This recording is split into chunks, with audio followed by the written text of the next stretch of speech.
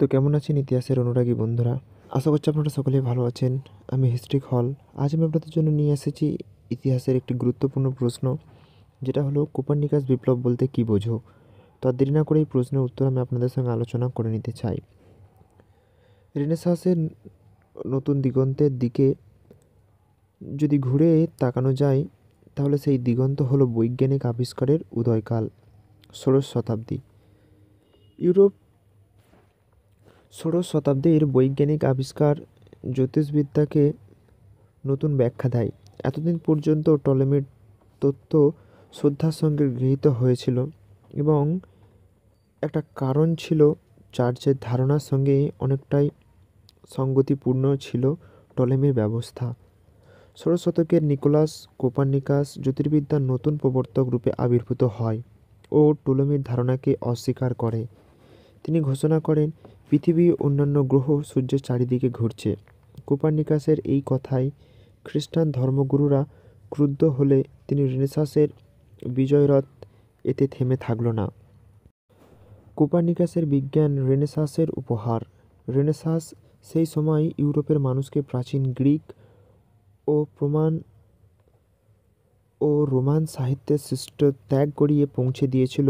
এক নতুন প্রত্যয়ের উদ্ভব ঘটেছিল, বিজ্ঞানের এক জয়যাত্রা। বিজ্ঞানের এই পুনর্জন্মের ধারক এবং বাহক হলেন কোপার্নিকাস। তাই কোপার্নিকাসের বিখ্যাত গ্রন্থ প্রতিপাদ্য বিষয় আবশ্যক বৈপ্লবিক। পৃথিবী প্রদক্ষিণ করছে সূর্যকে, শুধু তাই নয়, অনেক পুরানো প্রহেলিকার ও সমাধান ছিলেন। তিনি তার গ্রন্থে বুধ ও শুক্র গ্রহ কেন কেবল সকাল ও সন্ধ্যায় দেখা যায়, মঙ্গল, বৃহস্পতি ও শনিকে রাতের যে কোনো সময় কেন দেখা যায়, তা ব্যাখ্যা দিয়েছিলেন কোপার্নিকাস। কোপার্নিকাস বলেন পৃথিবী বছরের সূর্যকে একবার প্রদক্ষিণ করে। বুধ ও শুক্র ঘুরছে সূর্যের চারিদিকে, কিন্তু তাদের কক্ষপথ পৃথিবীর কক্ষের থেকে ছোট, আর অন্য গ্রহের কক্ষপথ পৃথিবীর কক্ষপথের থেকে বড়। দুটি গ্রহ পৃথিবীর চেয়ে সূর্যের কাছে, তার তিনটি আমাদের অন্যদের তুলনায় দূরে। দূরত্বের এই পার্থক্যের জন্য দু ধরনের গ্রহকে দেখা যায়। দু রকমের সময় একরকম হিসাব থেকে কোপার্নিকাস পৌঁছে গিয়েছিলেন সৌরমণ্ডলের গ্রহগুলির যথার্থ বিন্যাসকে। স্পষ্ট ভাষায় কোপার্নিকাস দেখিয়েছিলেন পৃথিবীর নিজ অক্ষকে ঘিরে স্থির সূর্যের চারিপাশে পাক খাচ্ছে। সে যুগে জ্যোতিষবিজ্ঞানই ছিল একমাত্র বিজ্ঞান, যাতে পর্যবেক্ষণজাত প্রচুর তথ্য সঞ্চারিত হয়ে উঠেছিল এবং সে বিজ্ঞানের গাণিতিক পদ্ধতিগুলি যথেষ্ট উন্নত ছিল।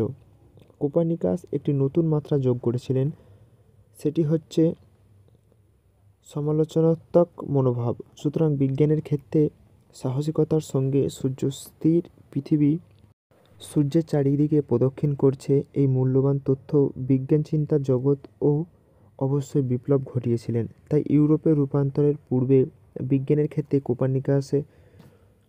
কোপার্নিকান বিপ্লব অত্যন্ত তাৎপর্যপূর্ণ ঘটনা। আশা করছি এই নোটটি আপনাদের ভালো লেগেছেন এবং এই নোটটি সম্পর্কে যদি কোনো প্রশ্ন থাকে অবশ্যই আমাদের করতে পারেন, এবং আপনাদের যদি অন্য কোনো প্রশ্ন যার উত্তর আপনারা চান, তাহলে অবশ্যই আমাদের কমেন্ট করতে পারেন। আমরা সেই প্রশ্নের যতটা সম্ভব তাড়াতাড়ি উত্তর নিয়ে আসার চেষ্টা করব, এবং চাইলে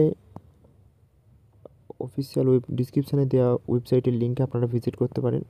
সেখানে এরকম অনেক প্রশ্ন ও তার উত্তর দেওয়া আছে। চাইলে আপনারা সেখানে ভিজিট করে নিজেদের পছন্দ মতো প্রশ্ন ও উত্তর নিতে পারেন।